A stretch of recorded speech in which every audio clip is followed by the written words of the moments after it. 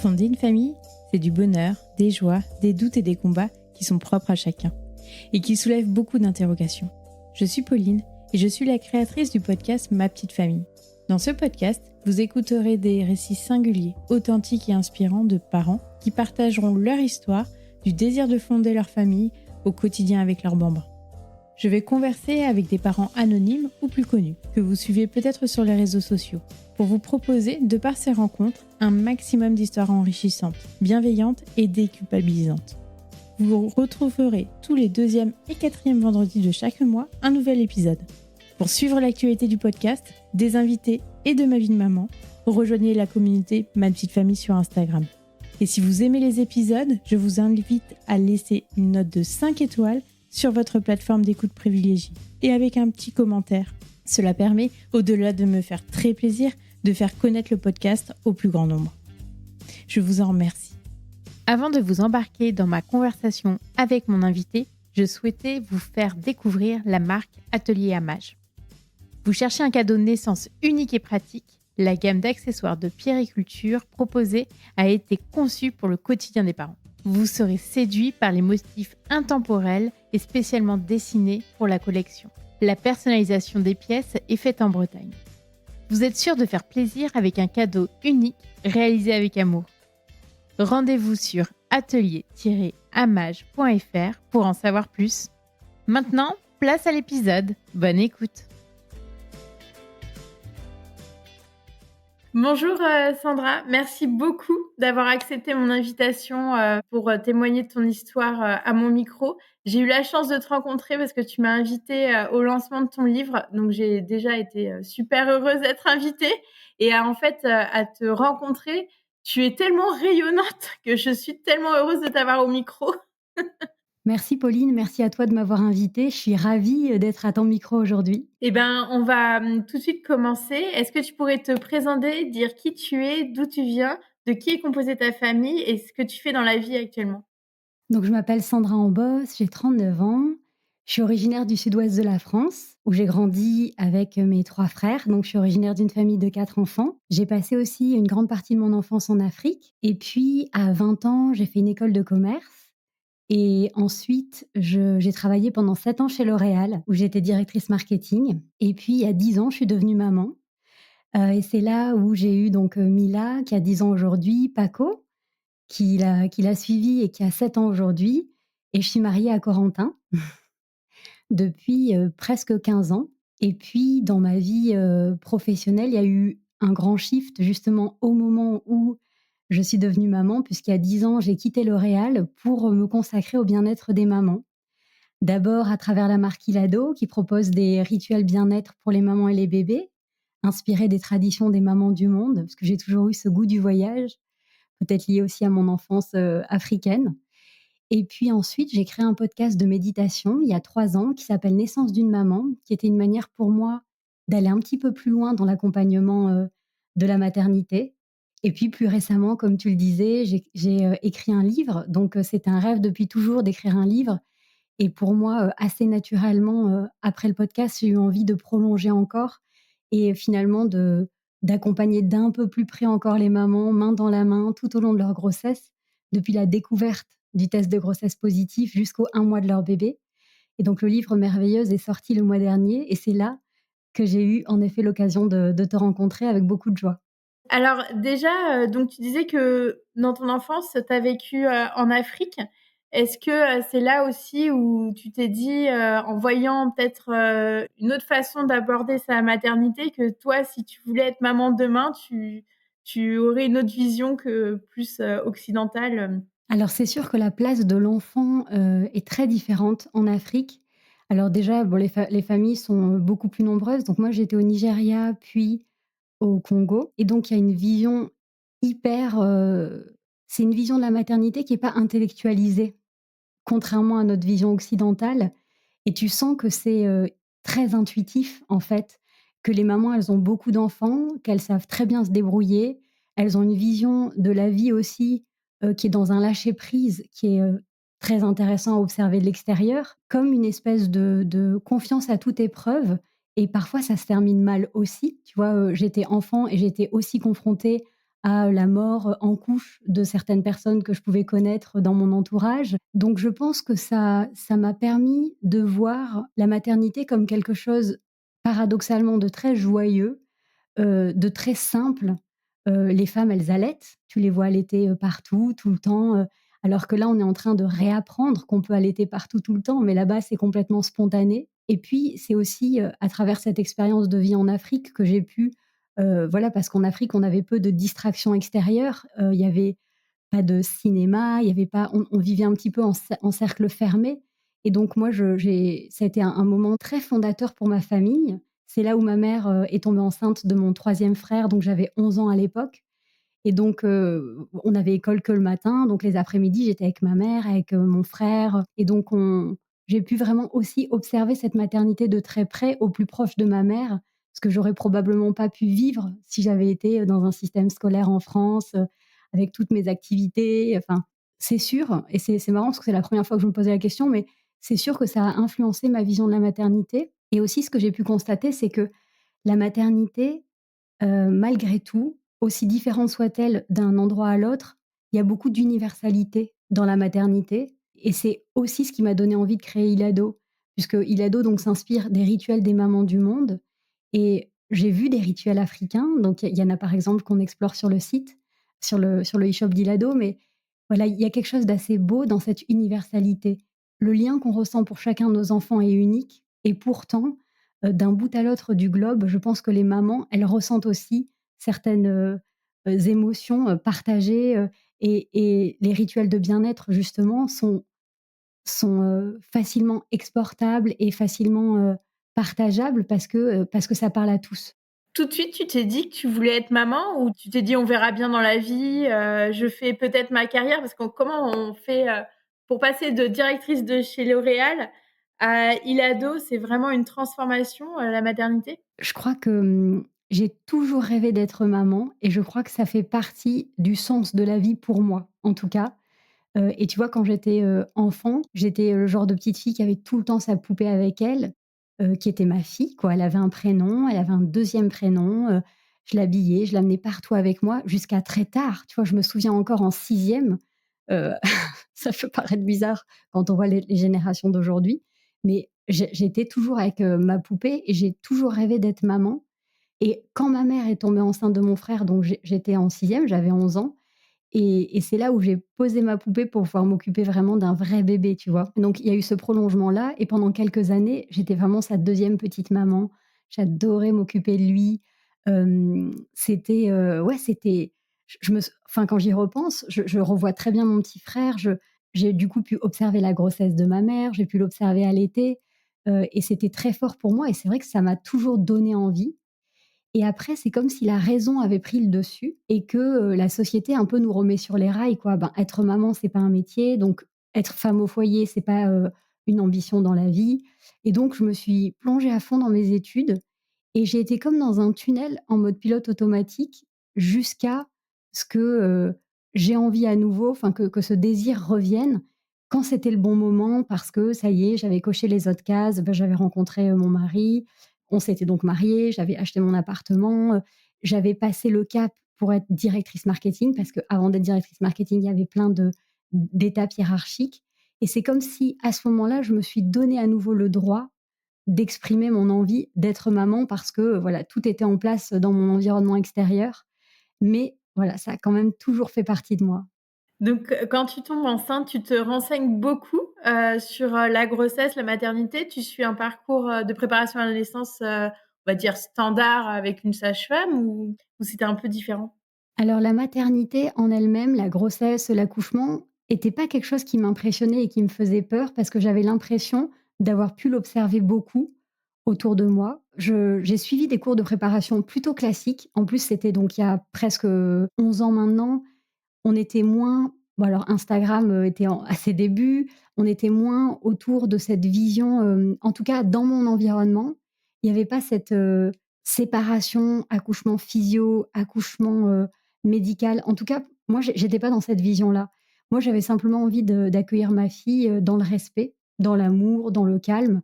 Donc au-delà de la préparation classique, je suis quand même très scolaire, très dans les rails, Donc voilà, on m'a dit: «Il faut faire ça, il faut t'inscrire là». Bon, je me suis inscrite, j'ai suivi la préparation, mais j'ai eu la grande chance d'avoir une belle-sœur qui avait déjà des enfants et qui, elle, était très ouverte et elle a planté les graines, en fait. C'est marrant parce que quand je suis devenue maman, elle a, je pense, presque 10 ans de plus que moi et quand je suis tombée enceinte, il y a ce lien de sororité qui existait déjà, mais qui s'est vraiment renforcé parce qu'elle a pu me conseiller. Donc elle m'a recommandé de l'aptonomie, ce qu'on a fait. Elle m'a offert un petit journal en me disant, «Tiens, si tu veux, tu peux écrire à ton bébé». Et donc du coup, toutes les semaines avec mon mari, on écrivait à notre bébé et ça a été, hyper riche, au-delà même du beau souvenir que ça fait pour nous et pour notre fille. Simplement exprimer tes émotions, ça te permet vraiment de ritualiser, de conscientiser ce qui est en train de se passer à l'intérieur de toi et puis ça nous permet aussi de faire passer des messages à cette petite âme, qui arrive. Elle m'avait parlé à l'époque de la maternité des Bluets, qui est une maternité parisienne qui propose des accouchements physio et donc sans vraiment savoir, j'ai posé ma candidature qui a pas été acceptée. Par la suite, on se dira avec mon mari que ça aura été une chance parce que mon accouchement était plus compliqué qu'on aurait pu l'imaginer et finalement, on était exactement à l'endroit où il fallait qu'on soit. C'est pour ça que, pour celles qui nous écoutent, je crois que, il faut faire confiance à sa bonne étoile et parfois on croit qu'un chemin est le bon et puis la vie nous a mis sur un autre chemin et c'était finalement celui-là, qui était mieux pour nous. J'ai découvert le yoga prénatal aussi pendant ma grossesse et ça m'a vraiment beaucoup aidée et puis, c'est le moment aussi où j'ai découvert la méditation et c'est aussi ma belle-sœur qui, elle est ostéopathe, c'est son métier principal, mais elle écrit aussi des méditations et donc elle m'avait écrit 2 méditations qu'elle avait faites, enregistrées par mon mari et donc j'étais bercée par les mots et la voix de mon mari et ma fille aussi. Donc il y avait une méditation à écouter pendant la grossesse et une méditation à écouter le dernier mois pour se préparer vraiment à l'accouchement à travers une visualisation. Donc, tu vois, sans vraiment que je cherche à aller vers quelque chose de naturel, d'holistique ou, finalement, voilà, grâce à cette personne-là, que je remercie au passage, Héloïse, j'ai pu vraiment, avoir une grossesse, très douce, très sereine, très accompagnée, en fait. Et c'est vrai que les rituels, d'écriture, enfin, on reviendra sur le livre, mais tu en mets et je trouve ça génial parce que moi, je l'ai pas fait. Après, des fois, on achète des livres où tu peux compléter et cetera, mais en fait, après, tu oublies puis bon, bref, tu fais pas. Mais là, tu peux écrire à ton bébé et c'est, je trouve une super, puis ça pose des mots sur des sensations qu'on a à l'instant T et C'est vrai qu'il se passe énormément de choses quand on tombe enceinte pendant la grossesse. Je crois vraiment que c'est une opportunité de transformation qui est très grande et que dans nos sociétés, occidentales actuelles, on a peu d'espace pour vivre cette transformation. On nie un petit peu la grossesse en la considérant uniquement comme un phénomène, biologique avec un suivi médical. On travaille jusque, 6 semaines avant la naissance de notre bébé ou 4 si on le peut et on est hyper focalisé sur l'accouchement et je pense qu'on nie un peu ce chemin et la beauté de ce chemin-là, tout ce qui peut se passer à l'intérieur de nous, au-delà de ce ventre qui s'arrondit, au-delà de tout ce qu'on peut, mesurer, programmer. Il y a tout ce qui se passe à l'intérieur qui est très riche si on prend le temps de se poser pour observer ce qui se passe et pour l'exprimer et l'écriture, en fait, offre cet espace-là et tu vois, je pense qu'on nie un petit peu trop l'importance de la grossesse et du chemin parcouru en se disant: «Finalement, ce qui compte, c'est mon accouchement, c'est je veux cet accouchement-là». Au-delà de ton accouchement, ton bébé, il est avec toi dès le premier jour et tout ce que tu peux lui offrir en amont, pour moi, est cadeau.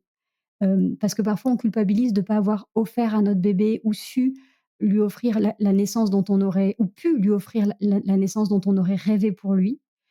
Eh bien, pour moi, tout ce qu'on lui a offert pendant les 9 mois qui précèdent, c'est pas rien. Ça existe aussi et ça fait aussi partie de son histoire et de ce qu'il pourra, mémoriser et je pense qu'on nie aussi beaucoup l'après. Le postpartum, c'est aussi très important et aujourd'hui, ça change. On en parle de plus en plus et je pense, voilà, qu'il est nécessaire de peut-être défocaliser un petit peu plus notre regard. L'accouchement, c'est juste un passage, c'est pas la destination finale. C'est un passage et ça commence, je dirais, même avant la grossesse, dès le désir d'enfant, notre maternité. C'est beaucoup plus large que juste l'accouchement. Donc voilà, relâchons un petit peu la pression par rapport à l'accouchement, acceptons l'idée de faire du mieux qu'on peut et qu'il y a plein de choses qui dépendent pas de nous, mais ce qui dépend de nous en revanche, c'est d'essayer peut-être de semer des petites graines de joie dans notre grossesse, dans notre postpartum. Non, mais c'est complètement vrai parce que c'est vrai que l'accouchement et on le verra avec, ta propre histoire, ne se passe pas, toujours comme on l'aurait, souhaité. Mais ce qu'on peut faire en amont avec son bébé, pendant des temps de pause, penser à lui, lui écrire, ça nous appartient et puis au moins on peut laisser des traces et puis sur nos sentiments, qu'ils soient bons ou mauvais à l'instant T et je trouve ça très bien et comme tu le dis, le postpartum, c'est aussi un moment, chez la femme, où tout peut être remis un peu en question, où on se questionne beaucoup et c'est pareil, écrire et poser des mots, même si peut-être qu'après ça reviendra à la normale et qu'on reprendra son travail, «comme avant» entre guillemets. Rien ne sera plus jamais comme avant. Voilà, Mmh. Mais c'est peut-être. vrai que tout ce que tu fais en amont, pendant la grossesse, pour moi, peut aider au postpartum. Souvent, le postpartum qui bouscule énormément, c'est un postpartum qu'on n'a pas anticipé, qu'on n'a pas préparé.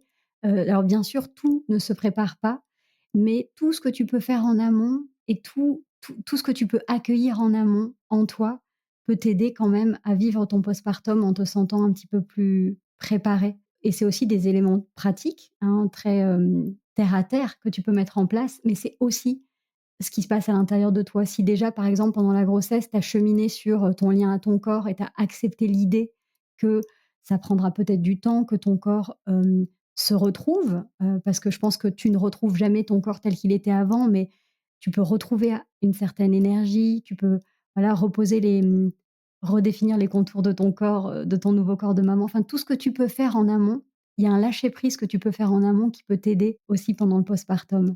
Accepter que pendant, ces 40 premiers jours, tu sois complètement, en dehors du monde, dans une parenthèse, accepter que c'est court et que ça vaut le coup peut-être de ne pas revenir tout de suite au monde, de pas retrouver tout de suite une vie sociale, de pas se remaquiller, d'accepter d'être en pyjama dans ton petit cocon de maternage, dans ton salon. Enfin, tu vois, c'est toutes des choses que tu peux aussi commencer à lâcher pendant la grossesse et à envisager pour avoir un postpartum un petit peu plus doux.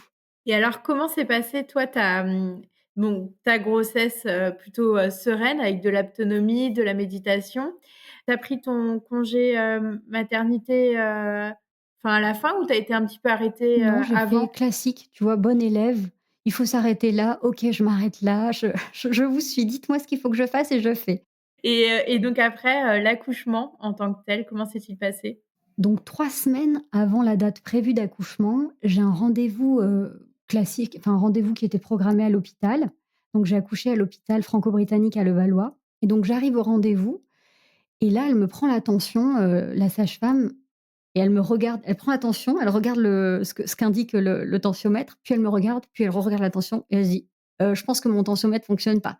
Donc elle va en chercher un autre, elle me reprend la tension et là, en fait, j'ai une tension hyper élevée, alarmante, mais je me sens hyper bien. Donc là, elle commence à me faire le monitoring et tout et elle voit que ça commence à travailler et tout ça. Mais je sens un petit peu dans son regard une inquiétude, mais il y a comme une partie de moi qui veut pas la voir, tu vois? Moi, je me sens bien, en fait. Je suis un peu en déconnexion, avec toute cette partie de données médicales. Et en fait, il y a quelqu'un d'autre qui vient, on me fait, des tests, urinaires, on me fait une prise de sang et cetera et donc là, on me dit: «En fait, vous êtes en train de faire une pré-éclampsie». Donc on m'en avait parlé un petit peu pendant mes cours de préparation, à l'accouchement et je me souviens d'une seule chose, c'est que si elle arrive tard dans la grossesse, c'est pas grave, c'est simplement qu'il faut accoucher, vite et en effet, donc les sages-femmes le confirment. Elles me disent: «Vous allez accoucher aujourd'hui madame, de quelque façon que ce soit, ce sera aujourd'hui». Mais moi, bon, je suis un peu enfin voilà, je me sens bien, je me sens détendue. Elles me mettent dans une chambre et je suis toute seule dans cette chambre. Mon mari me dit: «Bah, je te rejoins en fin de journée», parce que je lui dis: «Enfin, c'est même pas nécessaire que tu viennes, je suis bien, je vais commencer à faire mes petits mouvements», et juste, c'est vrai que j'ai en tête et ça, bon, on peut pas s'en empêcher, hein, que c'est quand même mieux, que l'accouchement se passe naturellement, que c'est mieux qu'il soit pas déclenché. Pour le coup, ma mère avait été déclenchée pour, mon deuxième frère, donc son troisième enfant et elle m'a toujours dit que c'était pas le bon moment pour mon petit frère et du coup, elle avait eu un accouchement très long, donc je me dis: «Bon, bah, je vais essayer de mettre à profit, les cours, enfin tout ce que j'ai appris en autonomie». Donc je parle à ma fille dans cette petite chambre, je lui dis: «Bon allez ma petite cocotte, c'est aujourd'hui, on va se rencontrer, je suis hyper contente, moi je me sens prête, est-ce que tu es prête toi aussi?»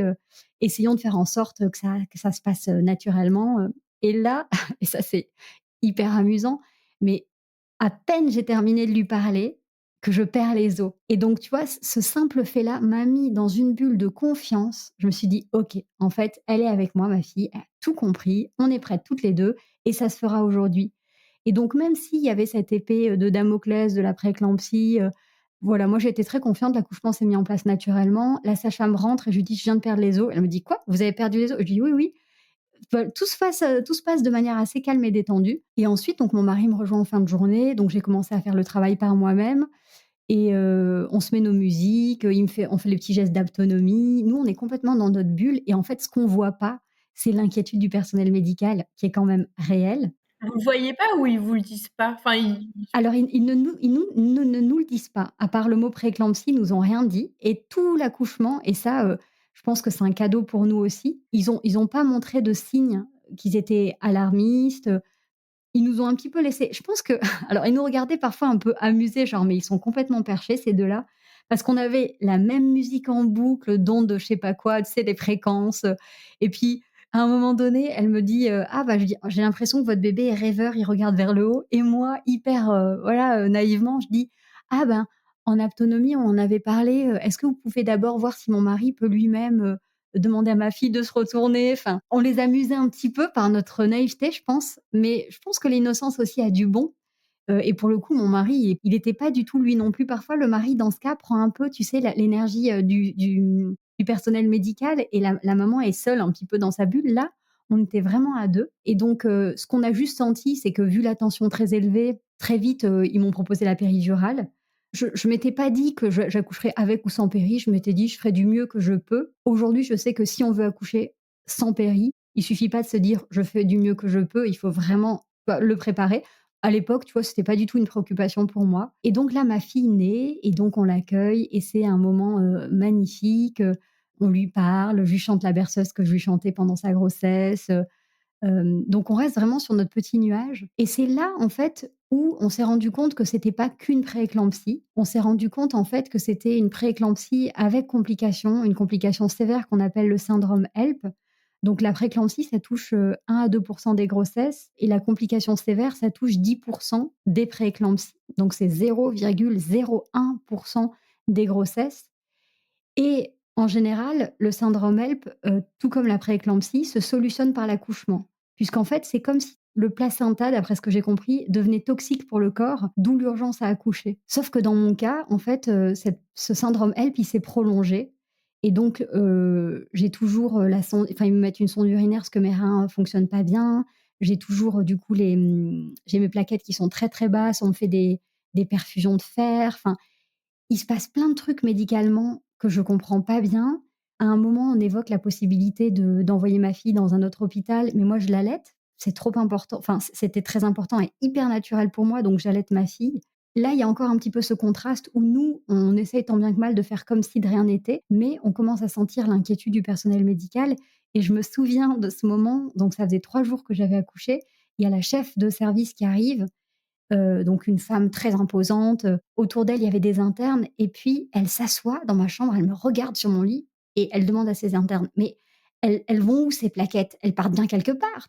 Et je me souviens, je me suis marrée en me disant: «Mais on est dans Doctor House, quoi». Il y avait comme, tu sais, une incompréhension sur ce que mon corps était en train de faire et donc il y avait cette inquiétude très forte que j'ai pas ressentie jusqu'au 3e jour et là, le 3e jour, je sais pas si c'est ce qu'on appelle le baby blues, que j'ai eu ma chute d'hormones à ce moment-là ou que la fatigue a commencé vraiment à se faire sentir, parce que je voulais ma fille, dans ma chambre, donc par chance, mon mari dormait avec nous et là, pour le coup, je me suis sentie complètement, à bout de souffle, quoi. D'un coup, ce soir-là, donc c'était la nuit, je me suis dit: «Ah mais en fait, je vais pas y arriver».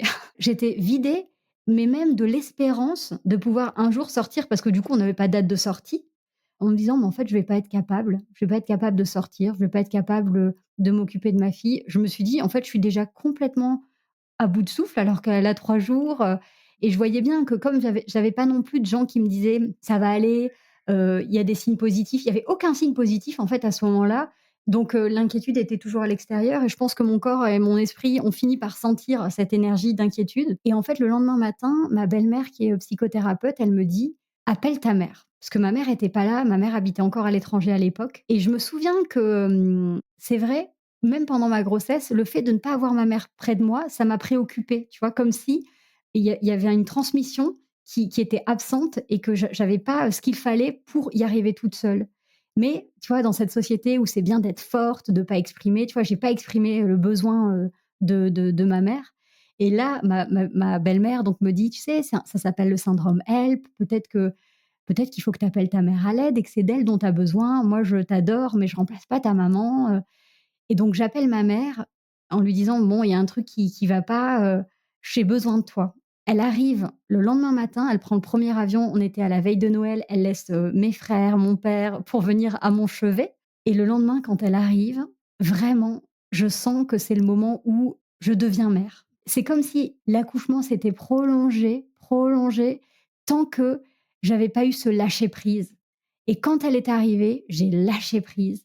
Je me suis mise à pleurer. Je me souviens, il y avait ma fille qui pleurait, mon mari qui pleurait de nous voir toutes les 3. C'était tellement intense et j'ai accepté à ce moment-là d'être vulnérable. En fait, je crois que, on dit, tu sais, que la grossesse te transforme, que l'accouchement te transforme et c'est comme si j'avais tellement de résistance et là, pam, j'ai lâché mes résistances.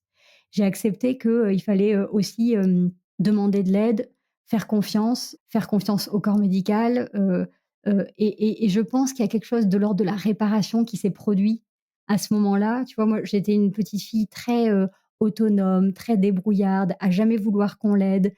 Comme ma mère, voilà, avait après moi, il y a eu 2 petits frères. Il y avait mon frère aîné, mais il y a eu 2 petits frères. J'étais toujours la petite maman, celle qui se responsabilisait et cetera et c'est comme si j'étais tellement un peu, parentifiée que je pouvais pas, il a fallu que je redevienne fille, petite fille, tu vois? Qu'on s'occupe de moi à nouveau pour devenir la mère de mes propres enfants.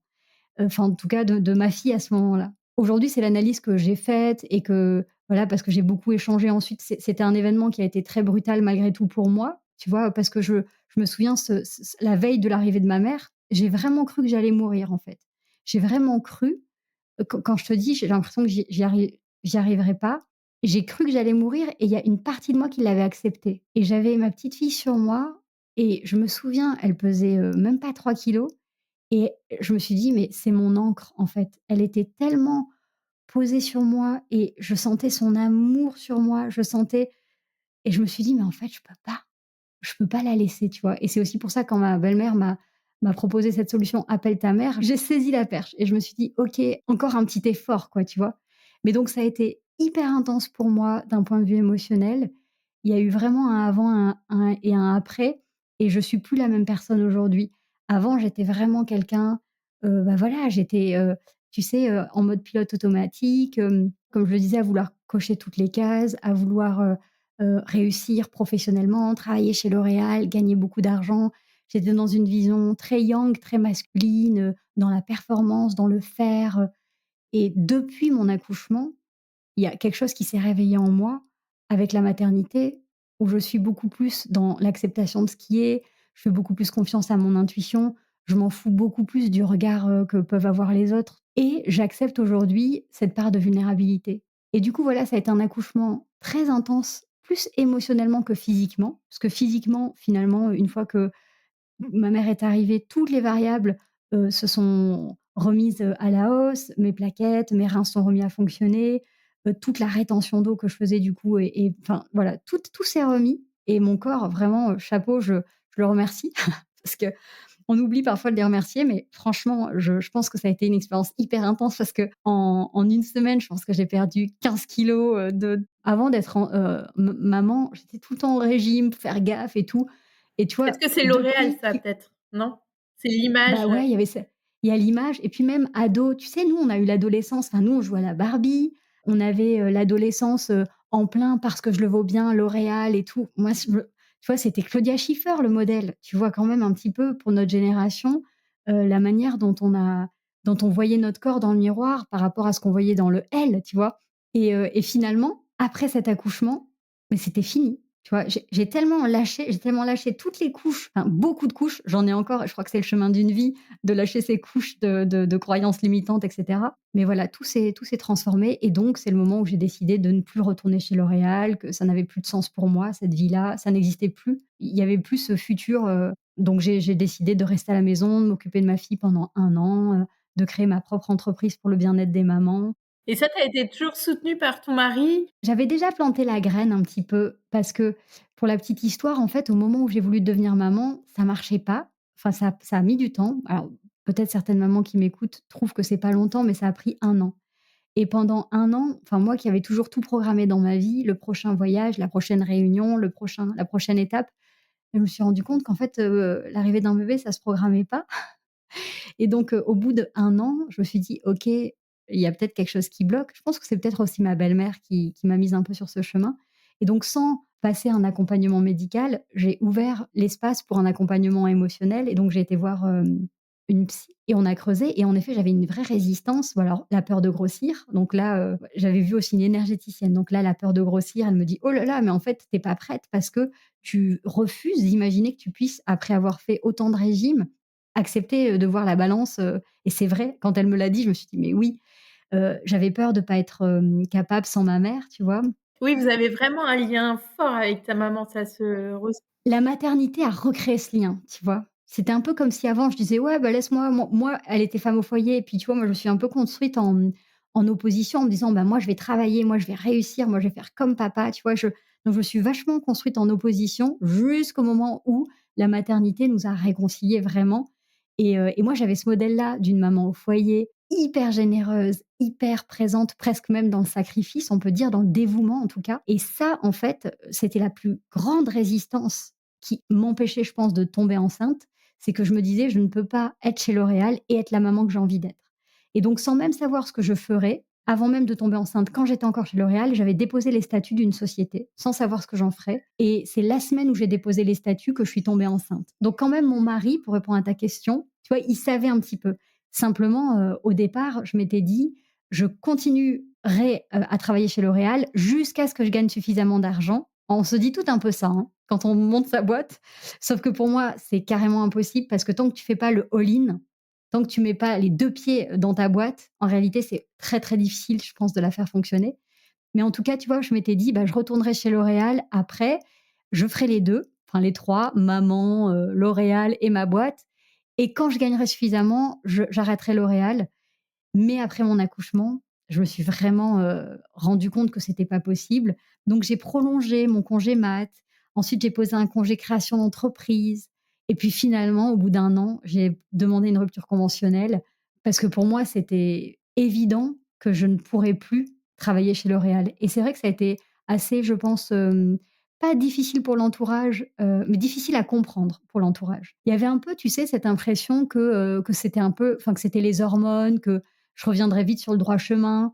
C'est difficile pour les parents parce que les parents, ils se sont, sacrifiés pour, te payer tes études d'école de commerce et tu es arrivée, à être directrice marketing et puis d'un coup tu lâches tout. Quand même pour mon mari, c'est difficile parce que d'un coup, il faut compter beaucoup sur lui financièrement.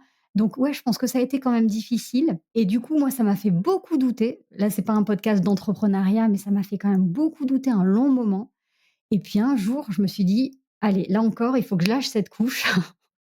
Tu vois, tout comme j'ai lâché, pendant mon accouchement, il faut lâcher en fait, réussir sa vie, c'est pas, être directrice marketing chez L'Oréal. Je peux aussi avoir le sentiment de réussir ma vie en étant une maman heureuse, épanouie et en travaillant, à mi-temps sur un projet qui me tient à cœur et qui fait sens pour moi. Enfin, j'ai dû encore lâcher. C'est pour ça que je dis qu'en fait, on a toute une vie, hein, on lâche tout le temps, tout le temps, tout le temps. Mais voilà, il y a eu ce vrai avant-après. Tant que je doutais, l'entourage doutait et pour l'entourage, c'était difficile à voir parce qu'il me sentait pas non plus très, sécurisée à l'idée de quitter L'Oréal et quand moi j'ai arrêté de douter, il y avait plus de place non plus pour les doutes de l'entourage. Parce que quand tu es convaincu que ta boîte, elle va marcher, que ça va faire du bien aux mamans, les gens, ils te regardent différemment, ils te regardent plus avec admiration, peut-être de ta folie. Tu vois? Peut-être qu'ils se disent: «Mais elle est complètement timbrée, mais bon, en tout cas, elle y croit et tant mieux pour elle», tu vois? Mais il y a plus de place pour ça. C'est un peu, enfin, en tant que maman, je pense que c'est un vrai apprentissage aussi. C'est que quand nous, on est dans nos convictions et qu'il y a pas de place pour le doute, les gens, ils se permettent pas autour d'exprimer leurs propres doutes. Parce que bien souvent, quand même, c'est leurs propres doutes qu'ils expriment. C'est au regard de leur propre expérience, de leur propre peur. Ceux qui n'ont pas osé sauter le pas et monter leur boîte, ceux pour qui le titre est plus important que le plaisir à travailler, ceux pour qui l'argent et la peur de manquer est un vrai sujet. En réalité, ils nous envoient leurs propres doutes, tu vois? Et après ça résonne en toi ou pas, mais ça t'appartient pas, quoi. En étant dans l'entre-deux, tu te donnes la permission de ne pas réussir. Parce que énergétiquement, tu vois, il y a ce filet, et tu te dis: «Ben, en fait, je peux ne pas réussir puisque de toute façon, j'ai cette sécurité à côté». Et tant que tu te donnes la possibilité d'échouer, tu vois? Ou de ne pas réussir autant que tu le voudrais. Un jour, j'ai lu une phrase qui a beaucoup résonné en moi qui dit: «Il faut sauter d'abord pour que tes ailes se déploient». Et donc il y a toujours, en tout cas j'ai l'impression autour de moi, j'ai beaucoup de mamans entrepreneurs, il y a toujours ce moment où tu dois accepter ce saut dans le vide et faire confiance. Et ce qui va t'aider à réussir, c'est cette confiance à toute épreuve que ça va réussir. Parce que c'est vraiment une question de mindset et de pensée créatrice, tu vois? Si tu penses que tu as pas le choix et que tu vas réussir, bah, souvent c'est là où ça explose quoi, ça cartonne, ça marche, ça et je l'ai vécu à plusieurs, tu vois, ça fait bientôt 8 ans, Ilado et tu vois, je l'ai vécu, plusieurs fois et à chaque fois que je m'apprêtais un petit peu à choisir le compromis, à baisser les bras, c'est quand tu refais le all-in que ça repart, quoi. Parce que du coup, tu laisses plus de place au doute et à l'inquiétude et à la possibilité que ça ne fonctionne pas. Comment tu es arrivée à créer des bolas? Est-ce que c'était par rapport à, au voyage que tu as pu faire, à toi, parce que tu en avais acheté un à l'époque ou? Donc j'avais déposé les statuts de cette société et je réfléchissais à qu'en faire, tu vois? Je savais que je voulais être entrepreneur, mais je savais pas dans quoi.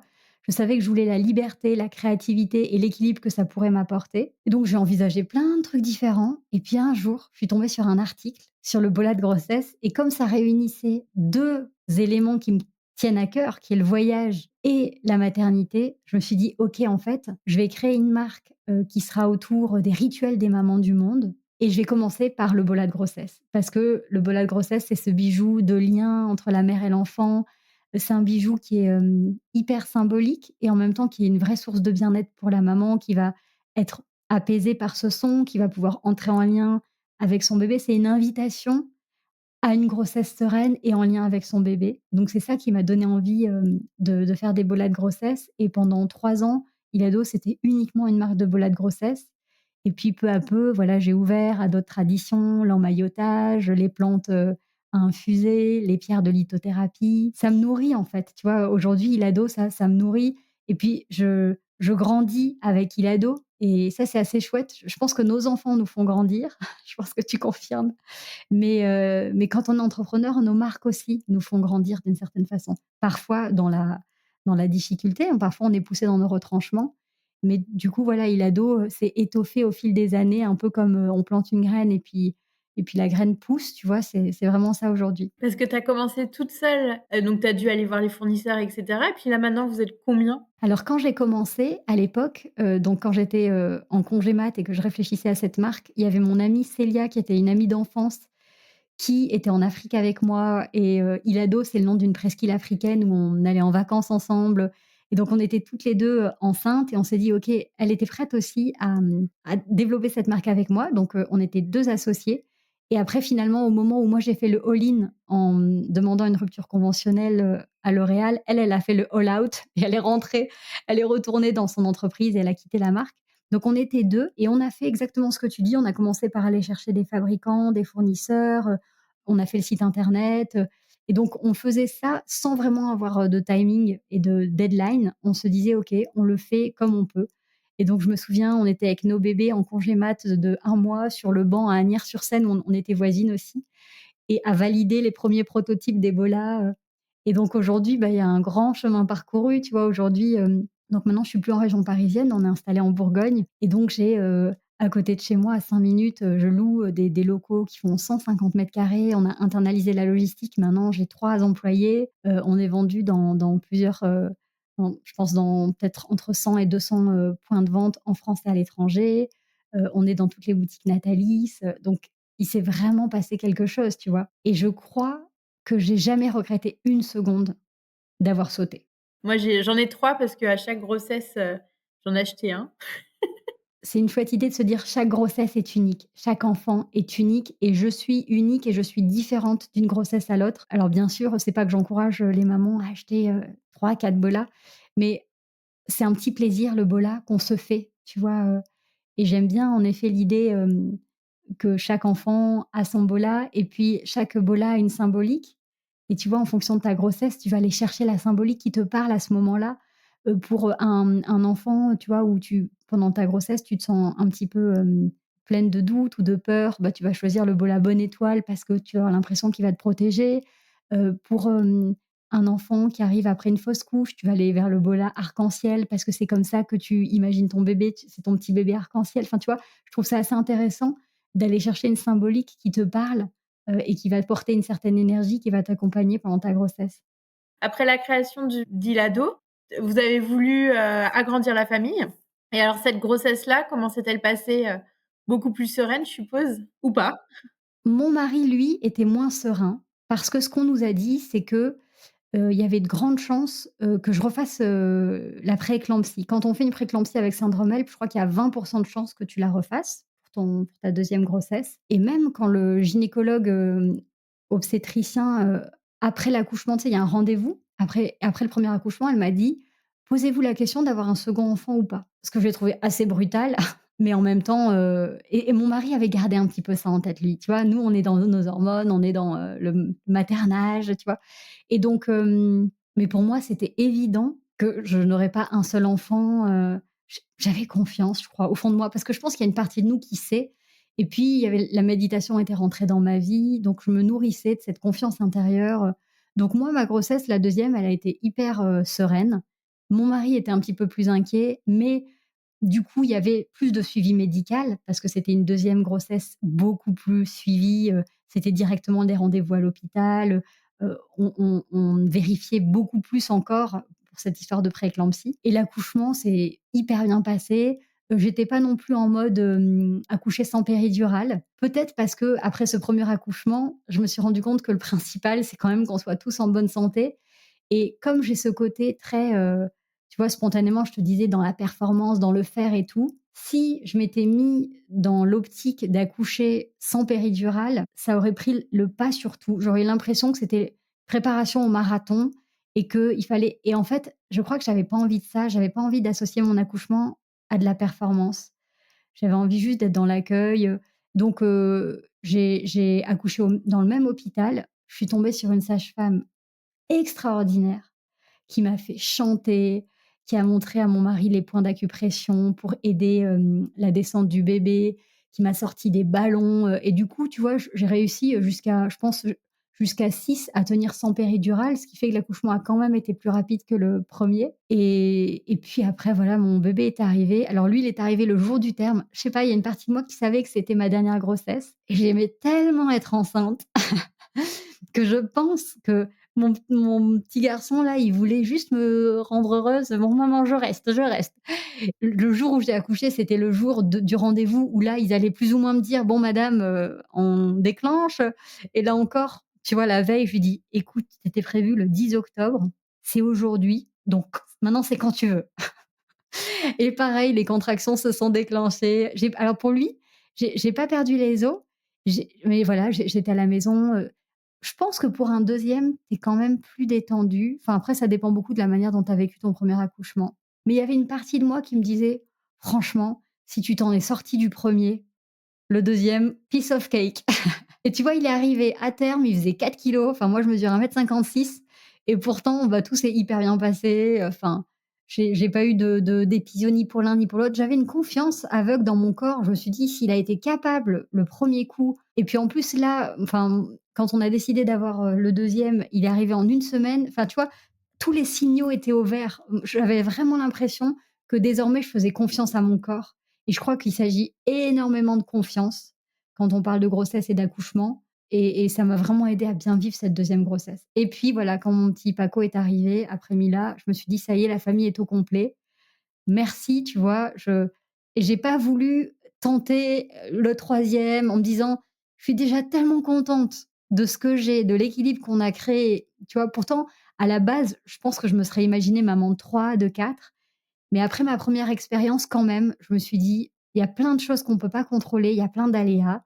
Je reste dans cette joie-là d'avoir ma petite fille, mon petit garçon et c'était très bien comme ça. Et puis aujourd'hui, tu accompagnes, au quotidien via ton podcast, de toute façon toutes les mamans. Donc c'est comme si, tu accompagnais des grossesses. Ouais, je reste un petit peu quand même là-dedans et c'est vrai que ce qui m'a donné envie de faire ce podcast, c'est d'abord, bien sûr, que moi j'ai vu à quel point, la méditation peut être bienfaisante pour, la pendant la grossesse et pendant l'accouchement. Et qu'aujourd'hui, ça ne me quitte plus, en fait. Maintenant, ça fait partie de mon quotidien, enfin de mes semaines. Je trouve dans la méditation une ressource. Ça me donne, le souffle dont j'ai besoin, ça me permet de moins me laisser atteindre par les circonstances, par les obligations extérieures, tu vois? Ça me donne, l'énergie dont j'ai besoin dans ma vie de femme, dans ma vie de maman, dans ma vie d'entrepreneur, mais la grossesse, je pense, c'est une période vraiment, clé pour découvrir les bienfaits de la méditation et je dirais quand tu les découvres pendant ta grossesse, ça te fait tellement de bien de pouvoir, écouter ton corps, de pouvoir rentrer en lien avec, ton bébé, de nourrir ta confiance, parce que c'est pas facile de s'y mettre. Moi, tu vois, j'avais essayé plusieurs fois avant d'être enceinte. J'avais lu le livre de Christophe André, j'avais comme envie de l'idée, tu vois? L'idée de méditer me plaisait, mais j'ai vraiment pas réussi avant de tomber enceinte à le mettre en pratique et quand je suis tombée enceinte, je me suis dit: «En fait, je ne suis pas responsable que de mon bien-être, je suis aussi responsable du bien-être de mon bébé». Donc au début, je l'ai un peu fait par obligation, tu vois? Je me disais: «Je bosse beaucoup chez donc j'étais chez L'Oréal, je bossais beaucoup, je rentrais tard, j'étais un peu stressée et je me suis dit: «Je le dois à mon bébé» et au début, c'était de l'obligation et après, ça me faisait tellement de bien que c'était devenu un plaisir et un moment, un rendez-vous, tu vois, qu'on attendait toutes les 2. Je pense que ma fille, elle attendait autant que moi ce petit rendez-vous et c'est ce qui m'a donné envie de faire ce podcast, de faire découvrir les bienfaits de la méditation et aussi, je m'étais rendu compte que pour moi, c'est un vrai passage, la maternité. Ce passage de la femme à la mère, c'est une vraie étape transformatrice et je crois qu'on a besoin d'être accompagné émotionnellement dans cette étape. Et le podcast, il est là pour ça. Il est là pour dire: «Oui, c'est la naissance de votre enfant, mais c'est aussi votre naissance de mère». C'est pour ça que je l'ai appelé «naissance d'une maman». Tout est transformé quand on devient maman. Votre rapport à votre corps, votre couple, votre place, au sein de votre famille, votre manière de voir votre travail et même de voir le monde, la société, vos priorités. Tout est tellement chamboulé que on a besoin de se sentir accompagné et je crois que la méditation peut vraiment aider à se sentir soutenu, guidé et avoir l'impression, qu'on est tu vois, on nous donne la main un petit peu sur ce chemin-là. Mais en fait, quand tu médites, c'est pas moi qui vais rassurer les femmes ou qui vais leur donner confiance, c'est pas descendant. C'est simplement quand tu médites, tu as accès à cette partie de toi où tu vas trouver tes ressources intérieures, ta confiance, l'amour que tu ressens pour ton bébé, la gratitude que tu ressens pour ton corps, tu vois? C'est ça que j'aime dans la méditation parce qu'il y a énormément de propositions pour les femmes aujourd'hui. Il y a beaucoup de conseils qui sont donnés. On propose beaucoup de méthodes, et parfois on se sent submergé par tout ça, par tous ces conseils parfois contradictoires où on se dit: «Il faut faire ça, il faut». Or là, la méditation, c'est juste au lieu de tourner ton regard vers l'extérieur et vers des ressources extérieures, tu prends conscience de toutes les ressources intérieures que tu as et qui sont là pour vraiment t'aider à bien vivre ce passage. Pour en avoir fait un petit peu, alors moi je suis un peu dans ton cas, c'est-à-dire qu'au début c'était très dur et en fait après quand j'étais en congé mater, comme j'avais du temps pour moi, j'ai commencé à en faire. Alors je sais pas si c'est s'il y a une cause à effet, j'en ai fait beaucoup pour ma première grossesse et maintenant mon fils adore ça. Enfin je lui mets des méditations pour enfants quoi et même pour l'endormir ou quand il veut se poser parce que lui, est plutôt calme par rapport aux 2 autres, il aime bien avoir, un podcast de méditation ou C'est génial. c'est ouais, alors je sais pas s'il y a une cause à effet, hein. Probablement que tu réponds à quelque chose qu'il a à l'intérieur de lui. Tu vois? En fait, moi, je me rends compte que nos enfants, ils sont hyper différents et que l'enjeu pour une maman, et c'est pas toujours évident, hein, c'est de s'adapter à chacun d'entre eux, observer les couleurs qu'ils ont à l'intérieur, les encourager à les faire sortir et tu vois, peut-être que tu le proposerais à tes autres enfants, ils sauteraient pas à pieds joints dans la méditation et lui, oui et je trouve ça un cadeau de pouvoir aussi, tu vois, répondre aux besoins de chaque enfant, Donc si c'est la méditation, c'est génial, pour lui. S'il a trouvé son outil, c'est un cadeau pour, toute une vie, je pense. Tu vois, moi, mes enfants, savent que je fais ça, me voient méditer et cetera. Donc je me dis: «Peut-être qu'un jour ils y viendront». Parce que, c'est aussi, plus que transmettre à ses enfants, c'est être qui tu es et puis ils se laissent aussi parfois inspirer, par ce qu'ils voient, tu vois? Mais aujourd'hui, mon fils, lui, il va trouver sa ressource dans la musique et ma fille dans la lecture. Je pense que chaque enfant trouve ses ressources, mais en tout cas, c'est précieux la méditation et cette idée qu'on peut aussi ne rien faire. Moi, j'essaye de leur montrer que, tu vois, quand je médite, je me pose et on est souvent, hein, sur des écrans. Ils nous voient beaucoup sur nos téléphones ou derrière nos ordis. Surtout, bon, voilà, quand tu es entrepreneur, tu as toujours un petit ordi, pas loin pour, répondre à quelques mails, travailler un petit peu et donc voilà, j'aime cette idée qu'ils puissent, voir qu'on peut aussi, en tant qu'adulte, ne rien faire et de temps en temps, eux, pendant leur temps calme aussi, ils ne font rien. Tu vois, mon fils, il est sur son lit, juste il se laisse porter ou parfois il écoute en effet des petites histoires, et je pense que ouais, c'est précieux pour eux. Et alors le dernier, je sais pas si on peut l'appeler bébé, c'est ton livre, qui reprend, en fait, j'ai l'impression que c'est vraiment un condensé de tout ce que tu as fait depuis 8 ans entre, l'écriture, la méditation, le podcast. Il y a beaucoup de toi et il y a ton histoire aussi au tout début et puis, des rituels, tu proposes des rituels aux mamans, mais ça, je trouve ça génial. Écoute, le livre, un peu comme, le podcast était le prolongement des créations d'Ilado, le livre, c'est le prolongement du podcast. C'est que je me suis rendu compte, aujourd'hui, tu vois, le podcast, au démarrage, c'était mon petit projet un petit peu personnel que je faisais à côté. J'avais 8, 10 000 écoutes, et puis maintenant, je suis aidée par, Céline Ferrari, qui a un podcast qui s'appelle «1, 2, 3 pépites» que je crois tu connais, qui m'a vraiment aidée à faire découvrir le podcast. Aujourd'hui, il est écouté, on a dépassé les 350 000 écoutes, il est recommandé par des sages-femmes, on a beaucoup de bouche à oreille et du coup, comme il est plus écouté, je reçois beaucoup plus de messages des auditrices.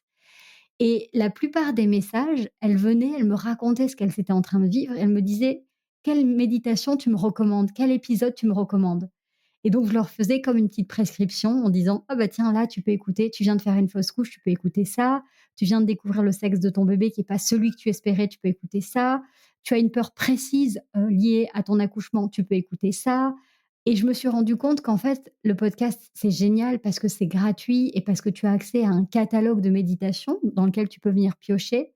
Mais ce qui manque, c'est ce lien et ce cheminement du début d'une grossesse à la fin de ta grossesse, à l'arrivée de ton bébé, et donc je me suis dit: «Je vais faire ce livre comme un guide de voyage dans lequel elles vont pouvoir se laisser porter et dans lequel je vais mettre tout mon cœur, tout ce que j'ai appris pendant ces 10 dernières années, de mon expérience de maman, de mon expérience de la méditation, de mes échanges avec, les professionnels de l'accompagnement et les sages-femmes, des témoignages des auditrices». Et donc pour moi, c'est vraiment un livre bilan, c'est la fin pour moi d'un cycle et je me suis dit: «Je vais mettre à l'intérieur tout ce que j'aurais envie de partager avec ma fille si un jour elle devient maman». Et d'ailleurs, c'est un livre que j'ai écrit au tu, comme les méditations sont au tu, parce que je trouve que cette notion de proximité, elle est importante. Et je ne suis pas une sage-femme, je ne suis pas une professionnelle de la naissance. Je l'écris comme une mère, comme une sœur, comme une amie, qui est là pour, voilà, te soutenir, t'écouter. Parce que quand je dis aux mamans d'écrire, c'est comme si, tu vois, ton journal d'écriture, il devient le témoin, il devient le confident, il devient l'allié sur ton chemin. Donc voilà, ce livre, il répond à cette, idée-là qu'on n'est pas la même au début, au milieu ou à la fin de sa grossesse et il y a des mots qu'on a besoin d'entendre ou en tout cas qui résonneront davantage à chacune de ces étapes. Tu peux le lire de plusieurs façons, soit si tu le découvres, à la fin de ta grossesse, tu peux le lire d'une traite et ensuite tu vas vraiment écouter parce qu'il y a des chaque semaine en fait, j'invite les mamans à entrer dans leur bulle intérieure avec une citation, avec un thème qui est exploré, en lien avec une méditation et un rituel d'écriture. Et donc tu peux vraiment lire le livre d'une traite comme un guide de voyage et ensuite tu vas choisir les étapes dans lesquelles tu as envie de t'arrêter. Si tu le découvres en début de grossesse ou si tu l'offres à une amie qui vient de t'apprendre sa grossesse, elle peut vraiment aussi choisir de le découvrir au fil des pages. Et moi, ce que j'aime me dire, ou en tout cas, moi, j'ai beaucoup de livres comme ça, mes livres de chevet, je les lis et ensuite le matin, quand j'ai un peu d'espace, je me dis: «De quoi j'ai besoin aujourd'hui? Qu'est-ce que j'ai besoin d'entendre aujourd'hui?» Donc une fois que tu l'as lu dans son intégralité, tu peux, hop, ouvrir une page au hasard et voir quel est le message qui t'est proposé. Et souvent, c'est un message qui résonne si tu poses cette question, si tu poses cette intention d'entendre ce que tu as besoin d'entendre. Donc par exemple, ça va être, je remplis mon arrosoir et donc tu te dis: «Ah c'est vrai, j'ai peut-être besoin de me ressourcer» et donc tu as une méditation de ressourcement où je fais preuve de bienveillance envers moi-même, je prends soin de mon couple, je m'entoure d'amour, j'écoute mon bébé. Tu vois, parfois on est dans notre quotidien pendant la grossesse et on oublie que oui, nous, on peut parler à notre bébé, mais lui peut aussi nous parler. Donc il y a une méditation et un rituel d'écriture où on se met plutôt dans cet état de réceptivité et d'écoute de ce qui peut venir. Donc c'est à la fois un guide hyper pratique et en même temps un soutien, émotionnel et il s'arrête pas à l'accouchement parce que c'est que le début du voyage, comme on disait tout à l'heure et donc il va jusqu'aux premières semaines du bébé et mon souhait le plus cher, c'est qu'il puisse, vraiment accompagner les mamans sur le chemin d'une rencontre, joyeuse et sereine. Parce que ce qui est le plus difficile pour moi aujourd'hui, c'est d'envisager que ces petites âmes sont parfois accueillies dans la peur, dans l'inquiétude. Or, l'accouchement, c'est une rencontre, c'est le 1er, c'est leur venue au monde. C'est quelle est la manière dont on les accueille et pouvoir accueillir son bébé à bras ouverts et à cœur ouvert, c'est un cadeau. C'est un cadeau pour son bébé et aussi pour soi-même et si certaines auditrices qui nous écoutent là, sont enceintes, moi j'ai connu 3 accouchements, même si j'ai, que 2 enfants. C'est qu'un jour, j'ai eu la chance et l'honneur d'assister à l'accouchement d'une maman dans la rue. Donc, elle était dans sa voiture et son mari est venu me chercher. On était dans un petit village dans le sud de la France en plein mois d'août, il y avait personne et ce monsieur vient me demander de l'aide et donc je m'approche de la voiture et il me dit: «Ma femme est en train d'accoucher». Et j'ai vu cette femme accoucher, cette femme qui n'avait pas du tout besoin d'aide, contrairement au ressenti du papa et qui a mis au monde leur petite fille. Alors moi, je suis arrivée peut-être, au moment, enfin, je sais pas depuis combien de temps elle était là cette femme, mais en tout cas, au moment où je suis arrivée, il s'est passé 5 minutes avant la sortie, et la venue au monde de sa petite fille et depuis que j'ai vu ça, je me rends compte que ça peut aussi se passer comme ça. Ça peut se passer dans la fluidité, qu'on demande ou pas une péridurale, quel que soit l'endroit où on accouche, un accouchement, une naissance peut être fluide, peut être joyeuse parce que cette maman, elle était remplie d'hormones, elle était hyper détendue, hyper souriante. Pour le coup, elle n'a pas ressenti de douleur. Moi, ce que j'ai vu, c'était pas de la douleur ni de la souffrance. Ce que j'ai vu, c'était quelque chose d'aussi naturel que de se mettre à rire. C'était un éclat de rire, tu vois, cet accouchement. Et depuis que j'ai vu ça, ce qui me tient vraiment à cœur, c'est de dire aux mamans: «Oui, c'est possible». C'est possible et je l'ai vu et au-delà de la manière dont se passe votre accouchement, ce qui reste, c'est le vécu et donc oui, vous pouvez bien le vivre. Donnez-vous l'autorisation de le vivre avec joie et avec légèreté. Moi, j'étais en train de faire une prééclampsie et un syndrome HELP et j'écoutais ma musique, de méditation avec des chants d'oiseaux et j'étais dans ma bulle et au final, quel que soit le chemin que te propose la vie, je crois qu'on est beaucoup plus capable qu'on ne le croit de le vivre. C'est un beau mot de la fin, je trouve. Ça donne de l'espoir et au moins, voilà, c'est s'écouter et puis, faire confiance à la vie, quoi, tout simplement. Ouais. Faire confiance à son corps, faire confiance à son bébé et faire confiance à la vie. La grossesse, c'est vrai que la maternité, ça nous relie à plus grand que nous, hein. On est obligé d'une certaine façon de lâcher prise et de faire confiance à ce qui nous dépasse et je crois que c'est un apprentissage qui nous sert toute notre vie. Bah, merci beaucoup, hein, Sandra. C'était trop intéressant. Merci à toi, merci pour, ton accueil, merci pour, nos échanges. C'est toujours très riche pour moi aussi, tu vois, ces échanges donc merci de tout cœur. Puis tu es toujours aussi rayonnante. Ça fait vraiment du bien, je trouve. Tu une énergie, super positive, qui se ressent. C'est fou.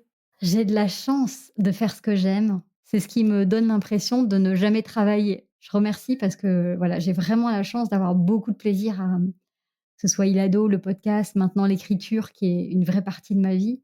C'est un plaisir pour moi de partager et je suis hyper honorée, qu'on m'écoute. Je suis hyper honorée que tu m'invites à ton micro, tu vois?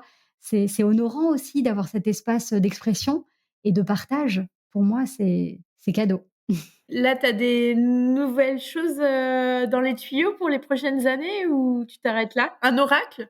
En t'écoutant, je me suis dit: «Il manque plus que ça». Ouais, alors je travaille sur un oracle pour le postpartum. Donc voilà, là, je travaille sur, les 40, cartes, du postpartum avec cette idée chaque jour de se dire: «Allez, de quoi j'ai besoin aujourd'hui? Qu'est-ce que j'ai besoin d'entendre? Je reste bienveillante, je remercie mon corps, je prends le temps de souffler». Puis après sur Ilado, il y a les cosmétiques qui arrivent. Donc c'est la gamme Maman du monde avec des huiles biologiques, issues des rituels de beauté des mamans du monde, qui accompagnent le corps, avant, pendant et après la grossesse. Et puis, je me lance aussi dans les livres pour enfants. Je crois que nos enfants, hein, c'est l'humanité de demain et toutes les petites graines qu'on peut planter, je pense, ça peut apporter beaucoup et ça peut rendre le monde plus doux. Donc, là, le premier livre, c'est un livre autour des émotions qui sont pour moi une clé essentielle de la compréhension du monde et de notre compréhension de nous-mêmes aussi. Donc, voilà, il y a plein, plein, plein de chouettes projets. Ah, trop bien. Bon, bah, j'ai hâte de voir, l'aboutissement de tous ces projets. Merci encore. Merci Pauline, à bientôt. Si vous entendez ce message, c'est que vous avez écouté l'épisode jusqu'au bout. Et je vous en remercie grandement. Je vous invite à me laisser un commentaire pour continuer les échanges et à mettre la note de 5 étoiles si l'épisode vous a plu. Cela contribue à augmenter la visibilité du podcast sur les plateformes. Merci beaucoup de votre soutien et à bientôt pour le prochain épisode.